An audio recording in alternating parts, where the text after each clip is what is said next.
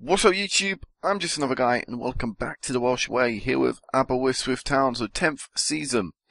And really, if I'm being honest, at the 10th season, I probably thought I'd be a little further than I am along. We've got to the European group stages, Champions League group stages once. We didn't get it this year, but we've got to it once, which is probably around where I would have thought we'd be, but I thought we would be, challenging for the third place, second place, maybe around the 10th season. I don't know, maybe that would be a push. Maybe that was just me being overambitious, but still, 10th season in. We've won the treble again. Pretty mandatory now, there's no real doubt about it. And, yeah, it's just now we've really got to start making headway in the Champions League. So, we're going to the league and then we're going to transfers and stuff like that. So, league itself, we won. Winning everything this season. I meant to go on here and click on league table. Scored 113 goals this season, beating TNS, and only conceded 19, so defensively we're still sound. What did we concede last year? 17, so we conceded a few more than this season, but we scored a lot more. And I think that was because we weren't in a European group stage this season. I think the fact that I was just able to play my full team all the time just meant that, we had consistency in the starting lineup. We had our really good strikers like Nathan Green and Evans playing up front all the time. It just meant that we had our best players out, and our best players attackingly going forward, they're amazing, and they played incredible this year. And 94 goal difference, probably get 100 next year if we can play equally as well. Sadly though, we lost 2 games. We lost to TNS and we lost to Lido. I think both of them games are actually I live streamed. So I think people saw both of them. After that, we only drew one other game, and it was against Carusses. So it wasn't a bad season. Surprised with the Lido defeat, really. TNS defeat, disappointing to take, but sort of, weren't too annoyed at it because at the time TNS, well, not even at the time, currently TNS are still a decent team, so we still have to play our best to beat them. It's just now we play our best, or now we beat them a little bit more easily. Before we had to put in 110% for the games. In the games now, putting 100%, we'll surely get a 2-goal win, a 2-goal margin win.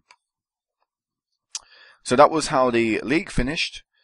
In the cup, we won 2-0 against TNS in the final. Nathan Green in the 80th minute, so it took a long time to break down TNS in this game.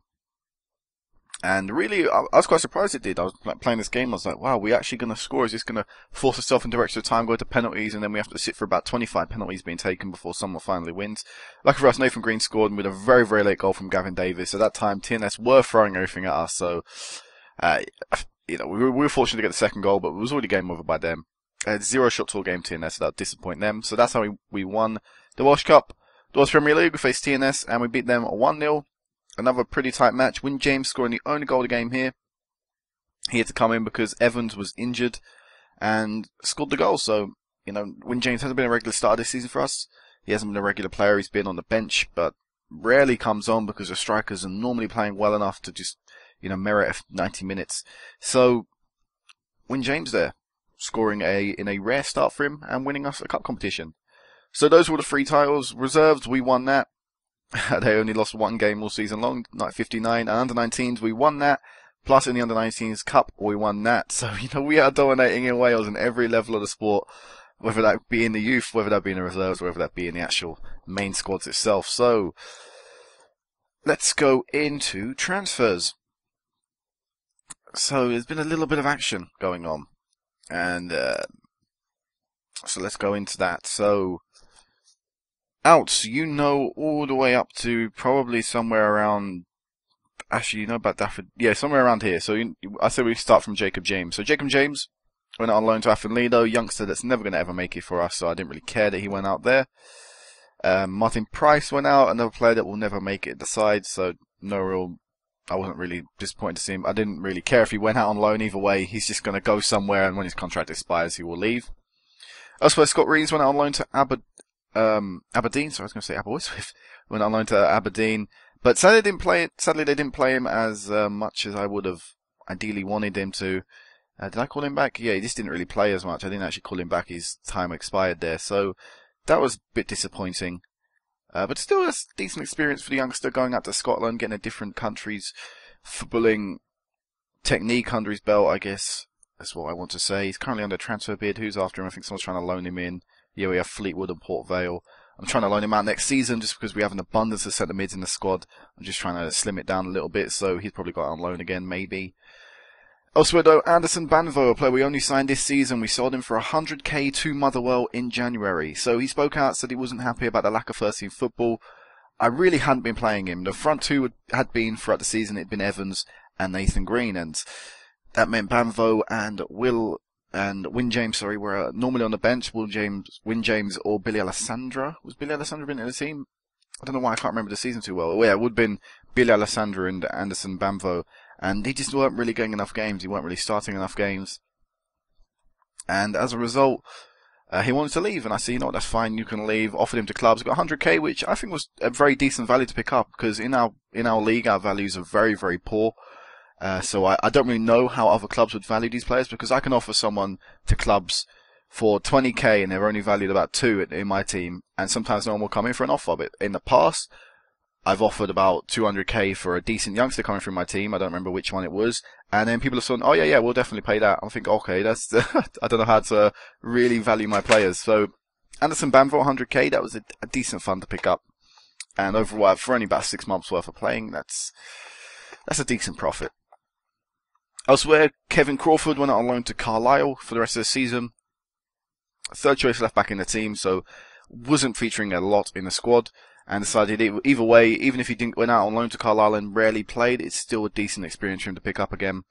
I mean, last season, 32 games for them, so clearly they rate him quite highly. Only ever made 5 appearances during the second half of the season. I think he picked up an injury, which is quite a long-term one. He actually picked up 2 quite long-term injuries, picked up a strained knee ligaments for 5 weeks and fractured ribs for 6 weeks, so that limited his appearances right down. But he'll be coming in the squad next season and being our backup left back, I believe. Depends how things pan out. And our last guy was Bill Alessandro. We loaned him out to Dundee for the remainder of the season. Wasn't really playing a lot of football, and I felt, if he can go out on loan, you see how he does in another country, see how he does in another league. Maybe it'll make me want to keep him a little bit more, but didn't perform out on Dundee. I don't think he picked up an injury. Actually, he did. He picked up a sport only for 5 weeks. That would have limited his appearances, but still 8 appearances, 8 starts, 1 in the cup as well, and only 1 goal and a very poor average match rating. I don't really think Billy Alessandro is a decent player. I mean, his contract will last until the end of next season, but I doubt I'll renew it after that. May look to even sell him in the summer. Depends how things go. Depends how I feel about it. Depends if I can get a better striker in. And the only other guy we brought in was Evan Short, a young American goalkeeper. Played for, I guess, what is Reading's American amateur team or something. I guess Reading used that as a way to build up players, but he went there, he went to Reading. Reading never made a game, was released, and we picked him up, and he has a decent bit of potential, and he's not on a lot a week, £300 a week. I'm happy to this guy to sit on the bench, be our backup keeper for the next few years. So those are all the transfers that have officially gone through. A few transfers that we've got yet to go through, but will go through in the future because I've played ahead, is Dylan Rees. He's going to Sunderland at the end of his contract. His contract expired this season. I wasn't sure whether I was going to sign Dylan Rees, purely on the basis that, I weren't sure if I could find a better right midfielder, and in the end, Sunderland snapped him up, so that meant I had to prepare for bringing in a new right midfielder. So Dylan Rees has gone out to Sunderland. Sunderland in the Championship? They're in the Championship, yep. So overall, I think that's a decent step up for him. Elsewhere on the out, we have Tim Davis. Tim Davis is joining Sligo Rovers for £12,750. Backup left mid. Never really going to feature for the team. I think if I look at the left mid rankings, he's second. I am trying to look for a new left mid. Actually, no, he's third, and I am trying to look for a new left mid, see if I can improve the quality there, because I think that's a little bit of a weak area in the side. So I think that's a decent fund to pick up for a player that has never really forced himself in the first team. He did for 1 year, but then once Bale stepped in, he's definitely really just faded out of the side. And then the last transfer news I really want to speak at is Tristan Huell, who will be leaving to go to Hearts. It says contract negotiations. Like I say, I've played ahead, so I know what's going to happen. He will go to Hearts. So Tristan Huell spoke out to me not too long ago and said, I want to move to a bigger club. He says, doesn't feel the club has his ambitions and would like to move. So I said, fine, I'll let you leave. I've got to get a decent fee out of you. Offered him to clubs for quite a bit of money, and Hearts were the only one that came back. They said, you will pay $1 million for him. We'll give you, I think they offered originally about 15,000. They actually didn't offer any percentage of profit for next sale. I put that in. They originally offered a friendly. I said, I want that. And overall, I think this is a decent deal. $1 million is a lot of money for me. It's $1 million is always a lot of money. No, I don't think no matter who you are, $1 million is still a decent fee. And for us, that is the highest fee we've ever received. 20% of profit for next sale. So if he does go on and develop into an absolutely amazing player and Hearts sell him on for, say, about 4 or 5 million, we're going to pick up somewhere between, what is that, 4 million? Let's say that they sell him on for 5 million. They get a £4 million profit. We're going to pick up £800,000. That's almost his value. So I actually really hope he does well. Hopes he develops a lot and hope Hearts sell him on to a decent club for a pretty decent fee. So we can still benefit from a player that's come through our youth system. And we'll go to the ins now, I guess, as well for the upcoming season. So, Mitchell Armstrong, right attacking mid, he's coming in to replace Dylan Rees. Overall, not got amazing stats, no. But if we go to his winger attack, he's got all the key stats in decent areas. He's a relatively quick player. I don't think it's too much of a difference between him and Rees. I mean, you can see that a few of their stats are different. But if we go to winger attack, Dylan Rees isn't really cut out for that, and that's what I like to play on the wings. So I still think this is a step up. This is a good signing for the club. Coming from Southend. And the last guy we've brought in for the upcoming season is Jose Miguel Fernandez, right back. Very, very good player. If we go to a fullback, which is what I play, fullback support. I mean, automatic, sorry. He's well cut out for that role, and he's got a lot more attacking presence than Bland has at the side, who is our current first choice right back. So, really looking forward to seeing this. I think this is one of our best players we've been able to sign in our career so far. So let's go to the league. I haven't actually spoken about the league yet, but we've only gone up 2 places from last season in our reputation. So not incredible jumps and leaps as we've seen in the past few seasons. Just because in Europe the overall league was mediocre. We only got to the playoffs of the Europa League. TNS got to the second qualifying phase of the Europa League. Everyone else got knocked out of their entry round, so no one did amazingly well. As a result, in qualification places, we haven't moved, I don't think. I think we're still where we are. We're still 37th, so we're still a little bit off Republic of Ireland, who are the lowest reputed team with a qualifying entry phase in the second round of the Europa League. So, if we have one really good year in Europe, if we can get into the Champions League group stages again and actually win a game, I think we should be able to jump up near and around Republic of Ireland, Georgia and Slovakia. And rankings and all that stuff is still pretty much the same. The club itself, in terms of coefficients, I believe has jumped up yet again. I believe around the 100 mark. Yep, we're 165th best team in Europe apparently now. Just behind Norgeland, ahead of, let's see if I can find one, Ferreira. See if we can find an English or somewhere in the UK. There's Ghent. Who are we not too far behind? Hearts, there are Hearts up there. Kilmarnock, Sligo Rovers. We're close to some pretty decent teams. Zurich there. Michelin. We've got a few teams below us that are pretty decent. Like Young Boys and Inverness. So the club is doing very well. Again, another really good season in Europe. And we probably could break the top 150 teams in Europe. And that's a pretty exclusive club and a pretty, quite a few elite teams, not even a pretty elite, a lot of elite teams. So, that is the league, that is what's gone on. Fixture-wise, I don't really think there's much point going through every fixture. The defeats were TNS 3-1, which like I said, I live streamed that, and we lost 2-1 to Afton Lido. This was a crazy result. They actually took a 2-goal lead to us, and look at the match stats, we probably deserved to win, but the fact that they surprised us with 2 goals in the first half, they put up a surprising result, and I honest to God thought we were going to walk away with that result with a very easy win, because we beat them 4-0 in the cup not too long ago, and we played a complete second team as well. So, completely shocked me there. So we had a couple of big wins against Ryle and Ryle actually twice in the opening stages. Who else? Port Talbot surprised us. They scored 3 against us. At one point we were losing in that game. They did it again later on in the season. 9-0 we beat Afton Lido. We got our revenge for our second defeat of the season to them. Nathan Green got a hat-trick. In fact, in that game, all of our midfielders scored, both of our attackers scored, and 1 centre-back scored. So, a lot of goal scorers in that game. And apart from that, nothing really else stands out as a result. Like I said, apart from the draw very late on in the season. So let's go to the awards. Let's look at some awards. So Player of the Month, Day Lewis picked it up twice. Bale, actually 3 times, sorry, Day Lewis picked it up. Gareth Bale picked it up once, and Dylan Rees picked it up once as well. Player of the Year ended up going to Nathan Green. Had an incredible season. 30 appearances, 27 goals, 14 assists, 7.9 average match rating. Thoroughly deserved it. Really good player this season. Manager of the Month, I picked it up. Was that 6 times, with Darlington picking up 3. Manager of the Year, of course, went to me. Whoever wins this league pretty much wins this award. The only exception is me. When I haven't won the award, I still pick it up for an outstanding performance. Team of the season. We only have two positions in this award. Sorry, there isn't our players, and that is the right back, who is Neil Eardley, who is a real life player, pretty much a Welsh legend, I would say.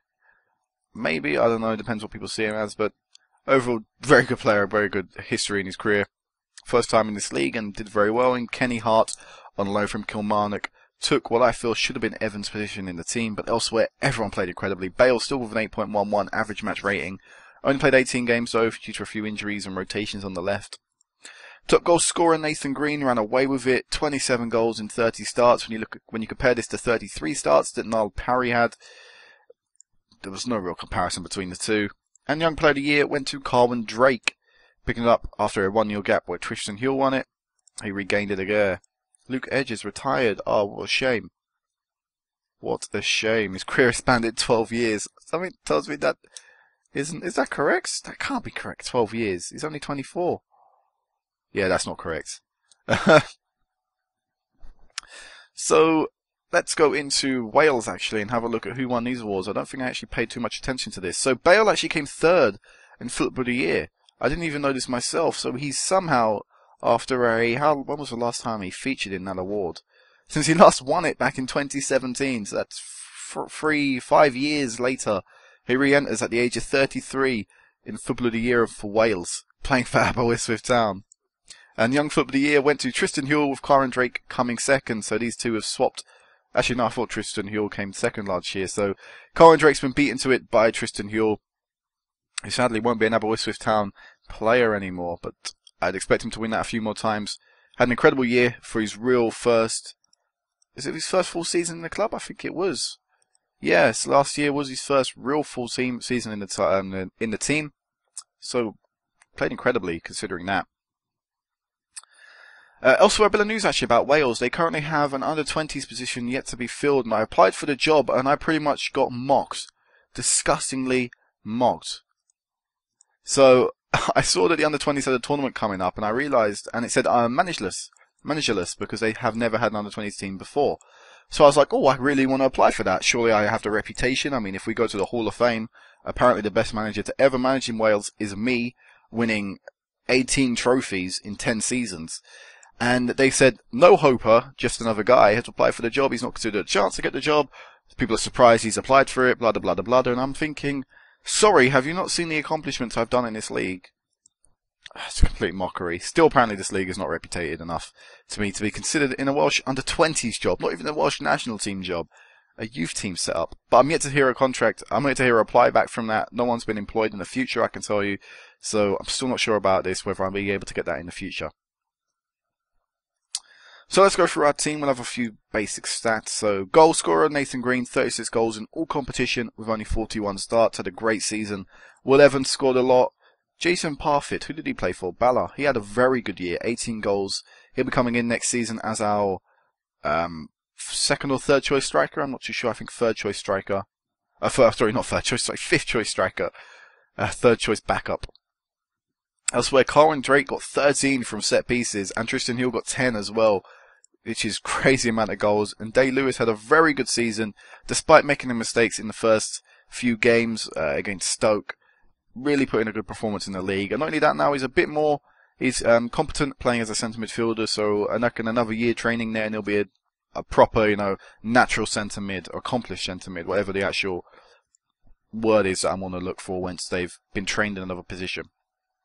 Assists, Gareth Bale picked up 21, so despite being 33 and despite his fitness and physical level, just completely disappearing, he's still able to tear up this division because of the stats he has elsewhere on the field.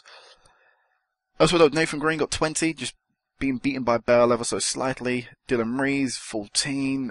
Again, Will Evans, 12. Parfit had a great year and 12 assists there. Austin swapping around with Bale, 12. So if we look on the left side of the pitch alone, we've got 33 assists coming from there. That is really a strong position in the side, but I still think we can get a better left mid than them two.